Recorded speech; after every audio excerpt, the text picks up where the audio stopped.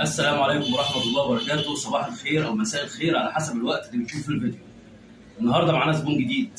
الزبون عايز يعمل تدريجة إنجليزي بس سايحة من غير حظوظ، يعني ما تكونش المكان هنا زيرو وما يكونش فيه على طول عالي، عايزها كلها سايحة من زيرو لعالي. تعالوا نشوف هنعملها ازاي. اتفضلوا معايا. هنشتغل برقم 2 زي ما حضراتكم شايفين. هنطلع بيه كده على مفيش، ونحاول بقدر المستطاع نخلي ايدينا خفيفة على أرضية الراس، ونطلع مرة واتنين وتلاتة علشان خاطر لو المكنة كانت فوتت شعر.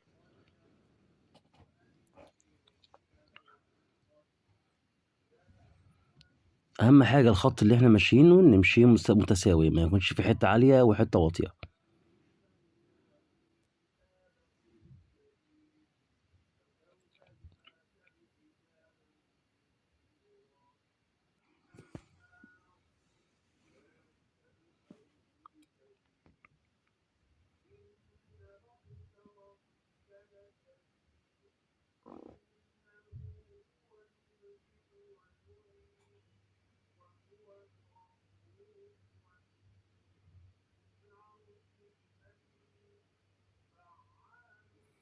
هنجيب المكنة الزيرو الصغيرة وهنعمل بيها حز بانحناء بسيط في الجناب من تحت، ونخلي بالنا واحنا بنرسم بالمكنة أكننا بنرسم بقلم بالظبط. ما ينفعش يكون شكل الخط منتش، لازم يكون الخط مرسوم بدقة.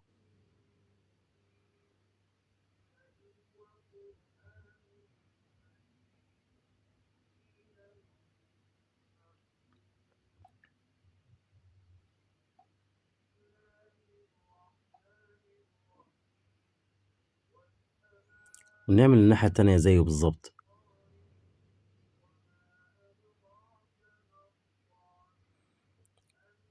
وننضف بقى الجناب، نشيل كل اللي تحت ده بزيرو المسح.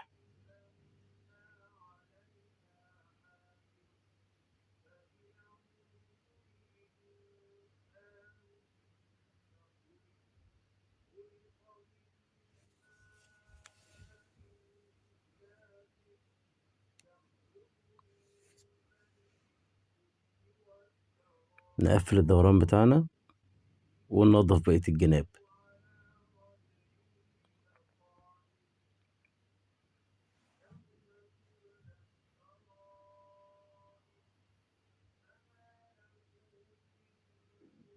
هنجيب رقم 1 وهنرفع مقدار 3 صوابع.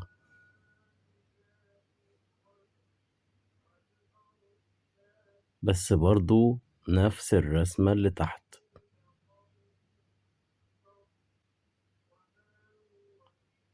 هنيجي في منطقة القفا وهنعرضها شوية، هنخليها 3 وي.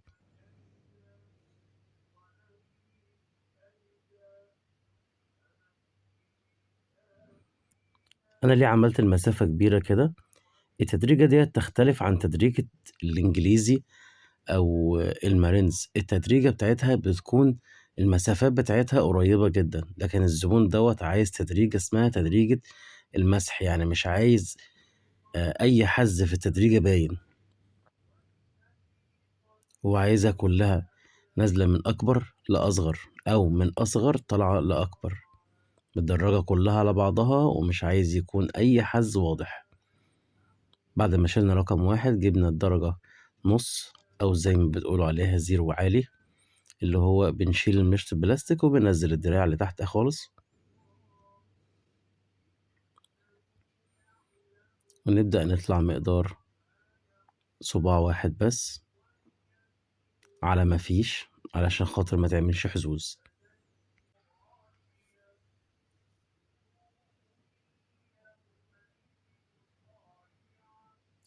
بعد ما عملنا بالدرجة النص هنرفع الدراع عشان نشتغل بالزيرو، ونضيع الحز الأسود اللي تحت اللي حضراتكم شايفينه ده، برضه هيبقى على ما فيش. معاك الحرية بقى تشتغل بطرف المشط زي ما حضرتك شايف، تشتغل بالمشط كله على حسب راحتك في الشغل.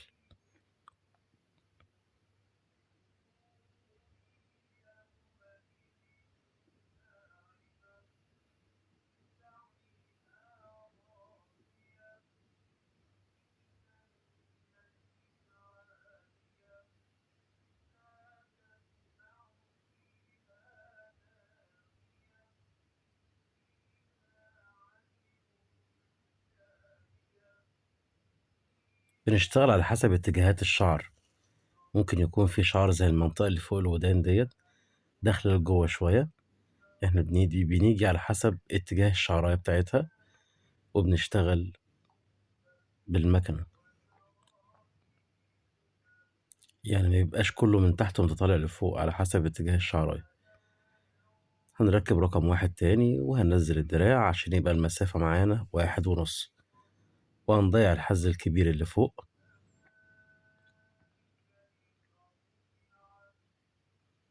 عايز تشتغل مشط ومقص براحتك، عايز تشتغل مكنة براحتك، بس احنا بنحاول نتعلم مع بعض الاحترافية في التدريج بالذات. المكنة بتطلعه أحسن وأفضل. ده ما يمنعش إن في فنانين كتير بيطلعوه بالمشط والمقص، وإن شاء الله هنعمل حلقة عن التدريج بالمشط والمقص بيتعمل إزاي.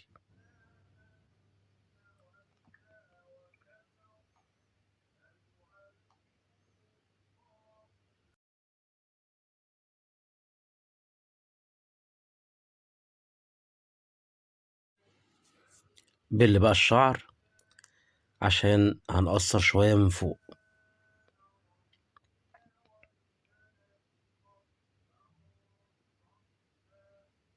لازم نفرك الشعر كويس علشان بيكون في شعر متداخل في بعضه من جوه، ولو في أي شعراية متنية ولا حاجة تتفرد معانا. ننشف كويس عشان المية ما تنهاش تنقط. الجزئية بقى اللي هي من فوق الأنف بالظبط هنيجي هنسحب من إيدينا عليها، وهنقسم الشعر زي ما حضراتكم شايفين لخطين متوازيين، يعني لخطين جنب بعض. ونمسك الخصلة ديت كده ونرفع الشعر للمستوى اللي الزبون عايز يأثر عليه. الحركة دي احنا بنسميها ميزان الشعر، يعني احنا بنساوي أو بنوزن الشعر من عليها من فوق، بحيث إن يكون الشعر متساوي قدام زي ورا. خلصنا الميزان، نمسك بقى الشعر من البداية للنهاية ونقص على حسب طول الميزان زي ما حضراتكم شايفين. أنا بسميه الميزان، حضراتكم عايزين تسموه أي حاجة تانية ليكم مطلق الحرية. أهم حاجة نسوي كل الشعر على طول الميزان اللي قصناه. في الجناب هنا خلي بالنا صباعنا ما يكونش مايل، لازم يكون أفقي 100%، علشان الشعر يطلع معانا على شكل مربع من فوق، وكذلك الناحية التانية.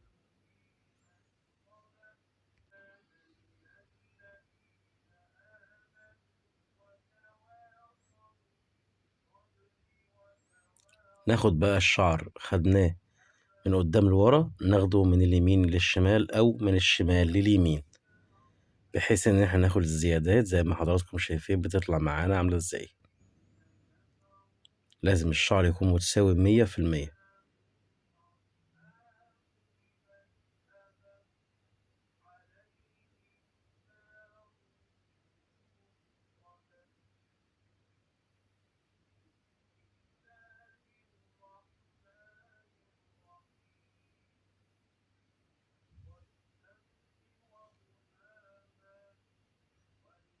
وحركة إن احنا نشتغل الشعر بالصباع ديت أفضل جدا جدا جدا بالنسبة لمستوى الشعر، بيكون بنطلعه بدقة أكتر من إن احنا نشتغل بالمشط والمقص. بالنسبة للمبتدئين بيشتغلوا بيه في الأول ممكن يسرح ويأثر، وساعتها الزبون هيتضايق لو أثر عن المنسوب المتفق عليه.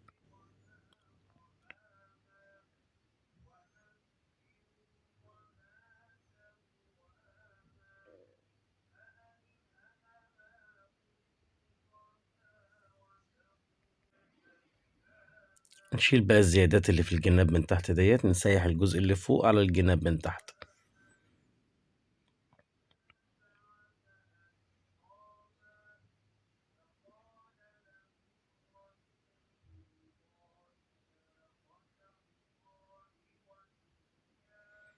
لما نيجي نسوي القصة، الفتحة بتاعت الجنب من فوق هنرجع وراها بسنتي أو 2 سنتي، وناخد نقسم الشعر بالعرض كده زي ما حضراتكم شايفين، وناخد القصة بعكس اتجاهها على صباعنا وناخد الزيادات.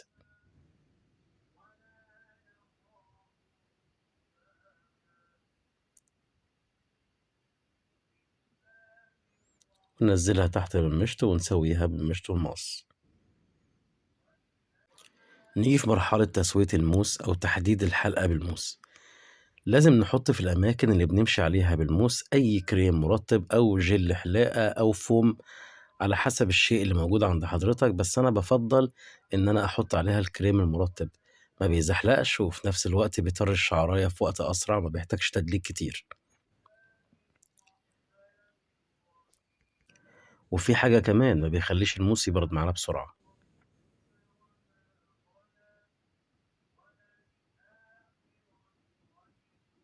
كل الأماكن اللي بيمشي عليها الموس حتى منطقة القفا لازم يتحط عليها أي حاجة تطر الشعر، بحيث إن الزبون ما يحسش بألم لو الموس برد معاك أو لأ.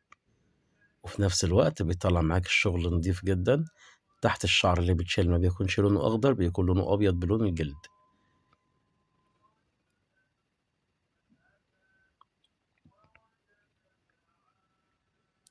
إن شاء الله هنعمل فيديو بإذن الله عن تحديد الدقن وإزاي نعمل الداير بتاع السوالف ونحدد السالف من ورا لقدام. استمروا في مشاهدتكم لقناتنا وإن شاء الله هنستفاد كلنا مع بعض.